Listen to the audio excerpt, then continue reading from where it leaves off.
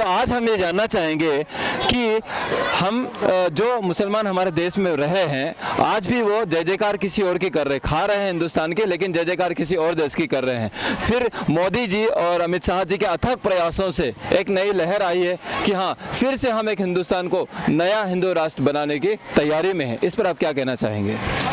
पहली बात तो कहना ये है कि जो 1947 में जो बंटवारा हुआ पाकिस्तान और जो हिंदुस्तान, तो अभी अगर आप पूछेंगे तो हिंदुस्तान उसी समय से हिंदू राष्ट्र ही था। जो हिंदुओं के लिए जो बंटवारा हुआ वो धार्मिक आधार पे बंटवारा हुआ।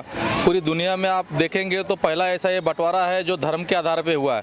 तो वो तो उस टाइम ही ये विषय क्लियर हो गया था, एकदम स्पष्ट हो गया था कि भारत जो है वो हिंदू राष्ट्र ही है, हिंदू राष्ट्र की ओर ही बढ़ा।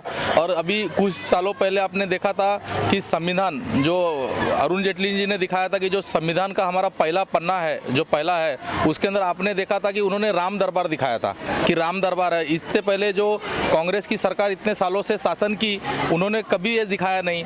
तो उस समय ये जो देश बना है, ये देश बना है, इसे हिंदू राष्ट्र बनाने की जरूरत नहीं। हिंदू राष्ट्र तो है ही है, ये हिंदू राष्ट्र में रहते हैं। इसके अंदर हिंदुओं को ये आभास कराने की जरूरत है कि ये आपका देश है, हिंदू राष्ट्र है। जिस दिन सब हिंदू को ये अंदर आभास हो गया कि ये हिंदू राष्ट्र है, तो हिंदू राष्ट्र तो पहले से बनाया गया, बस उनके आभास, उनको हिंदुओं को आभास कराना है इस चीज़ का। आज जगह जगह पर हिंदुस्तान में मुसलमानों के द्वारा जो दंगे किए जा रहे हैं या जो आग भड़काई जा रही है ना, और जगह जगह जैसे हम बात करें कश्मीर की, असम की, तो वहाँ पर क्या मतलब पूरी तरीके से मुस्लिम राज्य स्थापित हो चुका है। तो कहाँ वहाँ पर कैसे परिवर्तन होगा, क्या होगा, क्या संभावना है कि क्या बदल पाएंगे वहाँ पर? 70 सालों से जो कांग्रेस ने 1947 से अभी तक जो राज किया, उसने राज करके जो उसने मुस्लिम वोट बैंक की राजनीति किया, उसको ऐसा लगता था कि मुसलमान जो है एक वोट बैंक है। और उसके लिए जो उसने देश के साथ, देश के सुरक्षा के साथ, देश के और भी बहुत चीज़ों के साथ जो उसने ये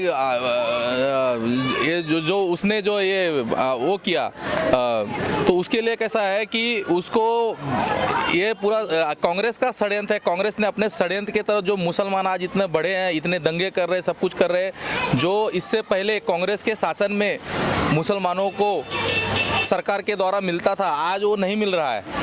आज नहीं मिल रहा। आज अगर आप देखने जाएं तो अगर हम बोलते हैं कि इसके अंदर आज भारत के अंदर, पाकिस्तान के अंदर 17% हिंदू थे, आज 1% भी नहीं है। बांग्लादेश के अंदर भी नहीं है। आज भारत के अंदर कितने थे और कितने हो गए आप? तो इससे आपको पता नहीं चल रहा है कि इनको फलने और फूलने के लिए कितना खाद, कितना पोषक तत्व जो है कांग्रेस ने दिया है।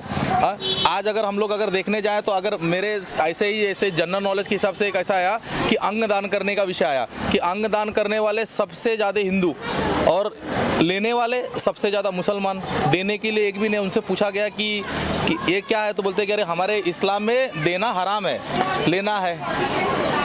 तो अभी ये मानसिकता के साथ सरकारें उनके साथ शासन किए। आज मोदी सरकार के और अमित शाह के सरकार में वो उनको मिल नहीं रहा, इसीलिए दंगे कर रहे हो। जब से मोदी सरकार में आई है, मोदी सरकार शुरू हुई है, तब से विपक्ष का कहना है कि हमारे समय में इतने दंगे नहीं होते थे, लेकिन मोदी सरकार आने के बाद में बहुत ज़्यादा दंगे बढ़ गए हैं। इस पर आप क्या कहेंगे? दंगे तो पहले भी होते थे, वो दंगे को दबा दिया जाता था। एक ही पक्ष का सुना जाता था। मुसलमान तो आज तक इतिहास में देखने जाएंगे, आज इतनी इसके ऊपर इंक्वायरी हुई है, वो इंक्वायरी में आप देखने जाएंगे तो बड़े दंगे पूरे देश में 23 बार हुआ है। 23 बार में 22 बार जो दंगों का पहल जो है वो मुसलमानों के द्वारा ही हुआ है। ये इतिहास है। अभी पीछे का इतिहास अगर छोड़ के देखे जाएंगे तो दिल्ली आपके सामने एक उदाहरण है। दिल्ली का दंगा देख लीजिए, दिल्ली का दंगा देख लिया। दिल्ली में दंगा पहले किसने किया, चालू किसने किया, इसके लिए साजिश किसने किया? अरे अगर आपको देश से प्रेम रहता तो अपने देश का मान बढ़ाने के लिए अमेरिका का राष्ट्रपति आता है अपने देश में, तो अपने भारत का मान आपको बढ़ाना चाहिए। तो मान गिराने के लिए आप उनके सामने दिखा रहे हो कि भारत दंगों का देश है। तो ये तो मुसलमानों का साजिश है। वो तो आज तक जिधर रहे, उनके 56 देश है, 56 देशों में जाके देखेंगे, वो जहाँ रहे वो बदनाम है। वो ऐसे जो है कि वो खुद किधर रहने वाले लोग नहीं है।